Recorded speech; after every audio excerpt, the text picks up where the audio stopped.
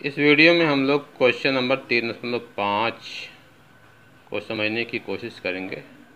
निम्नलिखित सेलों की 298 केल्विन पर नेल्सन समीकरण एवं ईएमएफ लिखिए। तो इसमें 4 सेल के समीकरण दिए गए हैं। हमको 298 केल्विन पर उसका क्या लिखना, ईएमएफ। पहला देखिए क्या, मैग्नीशियम सॉलिड Mg2+, इसका कंसंट्रेशन दिया 0.001 मोलर, Cu2+, कंसंट्रेशन है 0.0001 मोलर और Cu सॉलिड। ये एक सेल का समीकरण दिया गया है। इसका हमें क्या निकालना, 298 पर नेल्सन समीकरण से ईएमएफ निकालना है। तो देखिए एक चीज़ और आपको मैं समझा दूं इसमें कि अगर कोई सेल समीकरण लिखा होता तो एक शब्द मैंने बताया लोन। लोन का मतलब क्या होता,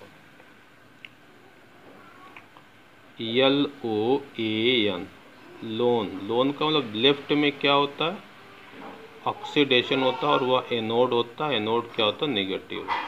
ठीक है, तो लेफ्ट में क्या होता है, ऑक्सीडेशन, और वो होता क्या है, एनोड। यानी सेल समीकरण में जो लेफ्ट में लिखा होता है वो एनोड होता है, राइट में क्या होता है, कैथोड होता है। एनोड पर क्या होता है, ऑक्सीकरण होता है, कैथोड पर क्या होता है, अपचयन होता है।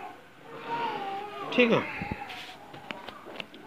तो ये आपका समीकरण लिखा है। तो ये आपका क्या, एनोड। एनोड पर क्या हो रहा है, ऑक्सीकरण हो रहा है। ऑक्सीकरण में क्या हो रहा है, मैग्नीशियम सॉलिड जो है Mg2+ आयन में कन्वर्ट हो रहा है, 2 इलेक्ट्रॉनों को निकाल रहा है।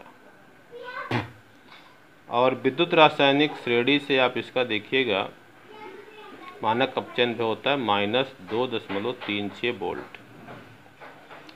कैथोड पर क्या होता है, कैथोड पर होता है अपचयन। और इस पे देखिए कैथोड पे क्या हो रहा है, Cu2+ आयन कन्वर्ट हो रहा है Cu में, 2 इलेक्ट्रॉन को एक्सेप्ट कर रहा है। इसका मानक अपचयन जो है +0.34 वोल्ट। ये दोनों क्या हो जाएंगे, 2 इलेक्ट्रॉन कैंसिल हो जाएंगे। तो ये आपकी सेल रिएक्शन मिलेगी। तो इसमें कितने इलेक्ट्रॉन कैंसिल हो रहे हैं, जोड़ने पे 2 इलेक्ट्रॉन। तो जितने इलेक्ट्रॉन कैंसिल होते हैं वही N की वैल्यू होती है। तो E0 सेल अगर हमको निकालना है तो E0 cathode minus E0 anode. इसमें कैथोड क्या है, कॉपर का है, जिसका मानक अपचयन जो कितना है, +0.34 वोल्ट, माइनस फार्मूले में है। और एनोड किसका है, मैग्नीशियम का, उसका मानक अपचयन जो है -2.36 वोल्ट। तो माइनस गुणे माइनस प्लस हो जाएगा, दोनों जुड़ जाएगा, तो आपको आ जाएगा 2.7 वोल्ट। नेल्सन समीकरण ई सेल बराबर होता है E0 सेल -0.059। एनसीईआरटी में 1 नहीं लिखा है, तो इसको 1 को लिखिएगा या नहीं लिखिएगा तो भी चलेगा, बटे N log Q। Q क्या होता है, Q होता है, ये जो सेल समीकरण होता है, प्रोडक्ट का कंसंट्रेशन अपॉन रिएक्टेंट का। यानी राइट साइड का ऊपर लिखना, लेफ्ट साइड वाला नीचे। और जो सॉलिड होते हैं उनका कंसंट्रेशन नहीं लिखा जाता, उसका 1 होता है। आपने इक्विलिब्रियम में पढ़ा होगा। तो इसमें क्या लिखा जाएगा, Mg2+ का कंसंट्रेशन बटे Cu2+ का कंसंट्रेशन। तो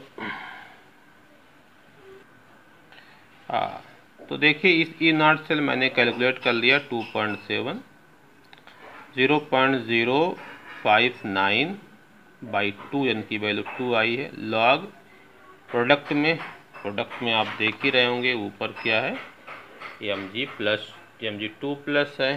ठीक है, Mg2+ का कंसंट्रेशन बटे Cu2+ का कंसंट्रेशन। सॉलिड का कंसंट्रेशन ये 1 होता है, इसको नहीं लिखा जाएगा। ठीक है, तो अगर आप क्वेश्चन में देखें तो क्वेश्चन में क्या है, Mg2+ का कंसंट्रेशन 0.001 है, Cu2+ का 0.0001 है। तो अब उसका मान रख देंगे। ठीक है, इसके बाद क्या है, 1 के बाद 1 2 3 4 0 से ऊपर नीचे गुणा करें। ऊपर क्या हो जाएगा 10, नीचे क्या हो जाएगा 1। तो log 10 बेस 10 का मान कितना है, 1 होता है। और इसमें 2 से भाग देंगे तो 0.0295 हो जाएगा, हटाने पर आएगा 2.67 वोल्ट। तो इसका क्या आ जाएगा, आंसर आ जाएगा।